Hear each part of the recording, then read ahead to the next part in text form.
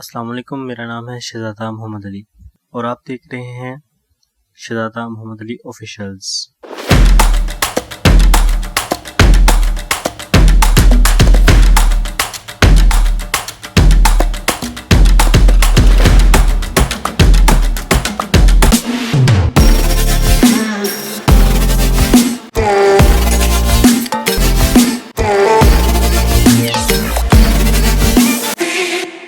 Mughal empire का असल नाम क्या है? वैसे तो आप इंग्लिश में होने की वजह से समझ ही गए होंगे, लेकिन मैं आपको बताऊं कि जिस तरह ब्रिटिश ने सल्तनत उस्मानिया का नाम ओटोमन एम्पायर रखा, इसी तरह बाबर की कायम की हुई सल्तनत का नाम मुग़ल एम्पायर रखा। क्योंकि सब कॉन्टिनेंट में ब्रिटिश का कॉलोनियल रूल काफ़ी देर तक रहा, इसीलिए हमें तारीख भी ब्रिटिश की पढ़ाई जाती है और हमारी किताबों में और अक्सर जो इनका नाम मशहूर है वो मुग़ल एम्पायर के नाम पे मशहूर है। वैसे इसकी रिसर्च किस तरह स्टार्ट हुई मैं आपको बताऊं कि मैं मुग़ल एम्पायर के लिए लोगोस डिज़ाइन कर रहा था। फिर मैंने सोचा क्यों ना इसे मुग़ल डिज़ाइन में मुग़ल स्टाइल में बनाया जाए और मुझे कोई पुराना नाम मिल जाए मुग़लिया सल्तनत की तरह लिखा हो। मैंने काफ़ी चीज़ें सर्च की इसके ऊपर। मैंने कहा कि सब कॉन्टिनेंट के अंदर काफ़ी ज़्यादा मोनूमेंट्स और काफ़ी तामीरात मुग़ल्स की तरफ से बनाई गई हैं, तो वहाँ पे कहीं ना कहीं तो मुग़लिया सल्तनत लिखा होगा, तो उसको उसी स्टाइल में बनाया जाए।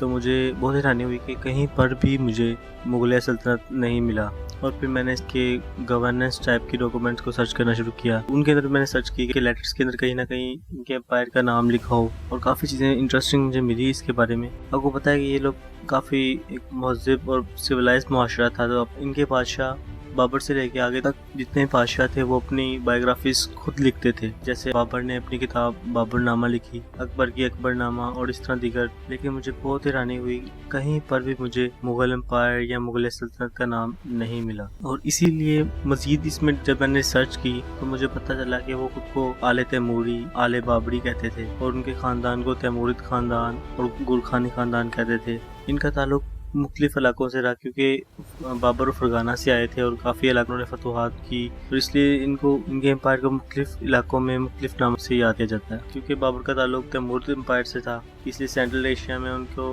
तैमूरिद एम्पायर, गुरखानी एम्पायर या सल्तनत बाबरिया के नाम से याद किया जाता है। और ख़ास तौर पर ब्रिटिश, जिन्होंने इनका इमेज ख़राब करने के लिए उन्होंने इनको मंगोल से रिलेट करने के लिए इनके एम्पायर का नाम मुग़ल एम्पायर रखा। और कुछ लोग समझते हैं कि शायद उनको कन्फ्यूजन थी, इसलिए कि बाबर की माँ एक मंगोल थी और जहाँ से बाबर आया था फरगाना, उसके ऑपोजिट साइड पे काफ़ी मंगोल थे और उस इलाके को मुगलिस्तान और मंगोलिस्तान कहा जाता था। लेकिन इसके बरअक्स दूसरी तरफ सेंट्रल एशिया में बाबर का पूरा ख़ानदान और पूरा तैमूरिद एम्पायर था, जहाँ बुखारा, समरकंद जैसे इलाके मौजूद थे।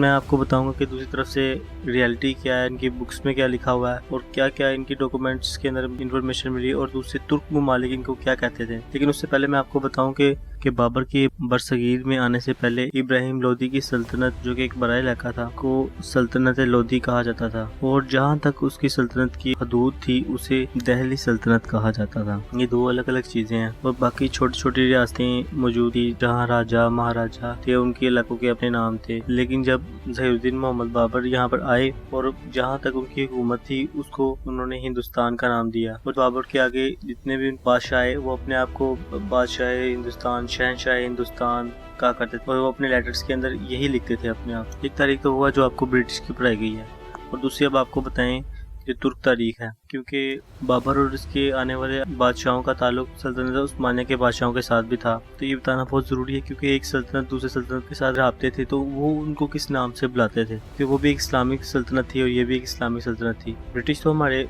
दोस्त नहीं थे ना, उन्होंने तो तारीख सही नहीं लिखनी, इसलिए हम आपको सल्तनत उस्मानिया और तुर्क तारीख बताते हैं। तुर्क तारीख में जितनी भी हमने रिसर्च की, उन्होंने जहाँ भी जिस बुक में भी बाबर के एम्पायर को रेफर किया तो उन्होंने इसका नाम को बाबर इम्परातोरलू के नाम से लिखा है। बाबर इम्परातोरलू का मतलब बाबर एम्पायर है और यहाँ के बादशाह को बादशाह हिंदुस्तान के तौर पर रेफर किया है या शाह हिंदुस्तान। और आजकल काफ़ी लोग ChatGPT से भी क्वेश्चन कर रहे हैं, तो इसलिए हमने भी उनसे क्वेश्चन किया, लेकिन थोड़े डिफरेंट अंदाज से। मैंने उनसे पूछा क्या जो नाम मुग़ल एम्पायर है, मुग़ल एम्पायर की किसी गवर्नमेंट लेवल की डॉक्यूमेंट के ऊपर वो कहीं लिखा हुआ है या फिर ब्रिटिश एम्पायर ने इसे मुग़ल एम्पायर का नाम दे दिया तो इसे मुग़ल एम्पायर कहा जाता है। यानी कि मैं उनसे पूछना चाह रहा था कि क्या मुग़ल ने खुद को मुग़ल एम्पायर नाम दिया या फिर उनको मुग़ल और मुग़ल एम्पायर का नाम दे दिया गया।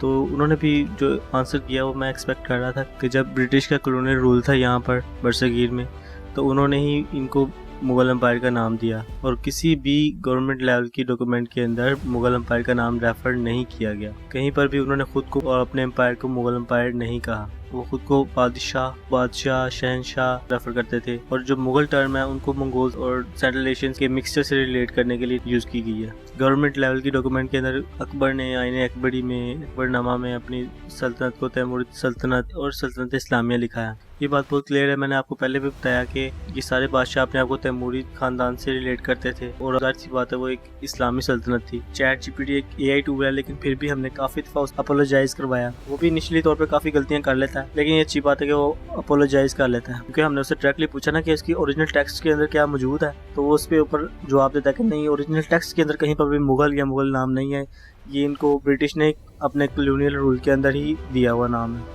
और आपको इसकी ट्रांसलेशन के अंदर ही उन्होंने ये चेंजिंग की हुई है।